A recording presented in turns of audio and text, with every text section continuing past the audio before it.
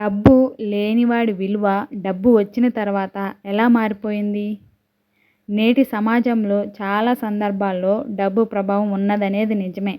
కానీ విలువ అనే విషయం పూర్తిగా డబ్బుతోనే నిర్ణయించబడదు.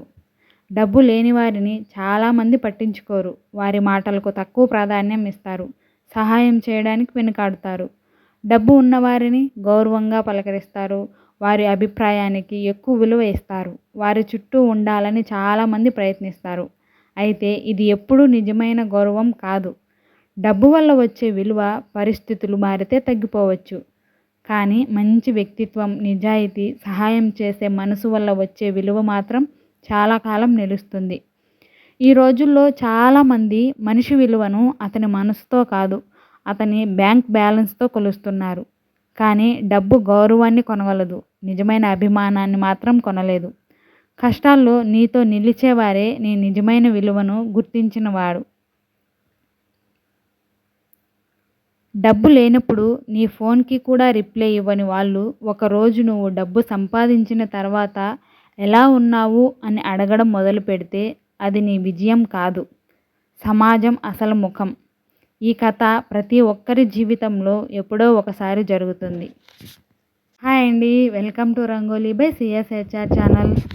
కథలోకి వెళ్ళే ముందు మన ఛానల్ని సబ్స్క్రైబ్ చేసుకొని వారు ఎవరైనా ఉంటే ప్లీజ్ సబ్స్క్రైబ్ చేసుకోండి ఫ్రెండ్స్. తూర్పుగోదావరి జిల్లాలోని ఒక చిన్న గ్రామంలో రాము అనే యువకుడు ఉండేవాడు. తండ్రి చిన్నప్పుడే చనిపోవడంతో తల్లి కూలి పనులు చేసి అతన్ని చదివించింది. రాము చాలా నిజాయితీగా ఉండేవాడు. ఎవరికైనా సహాయం కావాలంటే ముందుండేవాడు. కానీ పేదవాడు కావడంతో అతని మంచితనాన్ని ఎవరూ పట్టించుకోలేదు.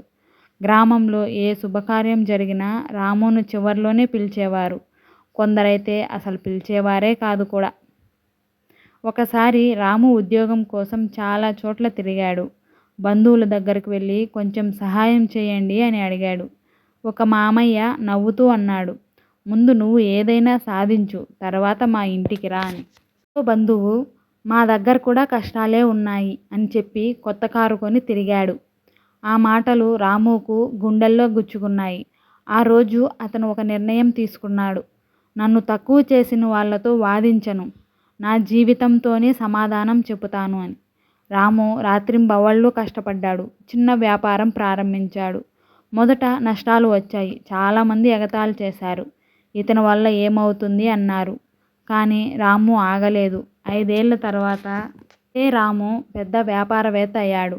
గ్రామంలో ఎంతోమందికి ఉద్యోగాలు ఇచ్చాడు. మంచి ఇల్లు, మంచి కారు, గౌరవం అన్నీ వచ్చాయి. అక్కడ నుంచే అసలు కథ మొదలైంది. ఎప్పుడూ ఫోన్ కూడా ఎత్తని బంధువులు రాము ఎలా ఉన్నావు అని రోజూ కాల్ చేయడం మొదలుపెట్టారు. శుభకార్యాలకు మొదటి ఆహ్వానం రాముకే. గ్రామంలో ఏ కార్యక్రమమైనా రాము గారు వస్తేనే మొదలు పెడతాం అని ఎదురు చూశారు. ఒకరోజు అదే మామయ్య వచ్చి నువ్వు మా ఇంటి గర్వం అన్నాడు. రాము చిరునవ్వు నవ్వాడు. కానీ అతనికి కోపం రాలేదు, బాధ మాత్రమే వచ్చింది. ఎందుకంటే మారింది తాను కాదు, మారింది వాళ్ళ చూపు. ఆ రాత్రి ఇంటికి వచ్చి తల్లి ఒడిలో తలపెట్టుకొని రాము అడిగాడు, అమ్మా, నేను అప్పుడు ఇదే మనిషిని, ఇప్పుడు కూడా ఇదే మనిషిని. మరి అప్పుడెందుకు నన్ను చిన్న చూపు చూశారు? తల్లి కళ్ళల్లో నీళ్లు తిరిగాయి. ఆమె నెమ్మదిగా చెప్పింది, బిడ్డ, ఈ ప్రపంచంలో చాలామంది మనిషి విలువను గుణంతో కాదు, అతని పరిస్థితితో కొలుస్తారు. నీ పరిస్థితి మారింది, అందుకే వాళ్ళ ప్రవర్తన మారింది. అప్పుడు రాము ఒక నిర్ణయం తీసుకున్నాడు. తనని అవమానించిన వాళ్ళపై ప్రతీకారం తీర్చుకోవాలని అనుకోలేదు. తనలాగే కష్టపడుతున్న పేద విద్యార్థులకు చదువు చెప్పించాడు. ఉద్యోగాలు లేని యువకులకు అవకాశాలు ఇచ్చాడు. ఎందుకంటే డబ్బు మనిషిని గొప్పవాడిని చేయదు, ఆ డబ్బుతో చేసే మంచి పనులే గొప్పవాడిని చేస్తాయి. ఆ రోజు రాము ఒక మాట అన్నాడు, డబ్బు లేనప్పుడు నన్ను వదిలేసిన వాళ్ళను నేను ద్వేషించను. కానీ డబ్బు వచ్చిన తర్వాత నన్ను గౌరవించిన వాళ్ళ వల్ల నిజమైన విలువ డబ్బులో కాదు, మనసులో ఉంటుందని నేర్చుకున్నాను.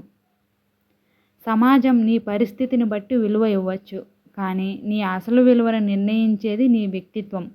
డబ్బు సంపాదించు, కానీ డబ్బు వచ్చిన తర్వాత మనిషితనం కోల్పోకు. మీరు కూడా ఇలాంటి పరిస్థితులను ఎదుర్కొనింటే ప్లీజ్ కామెంట్ చేయండి.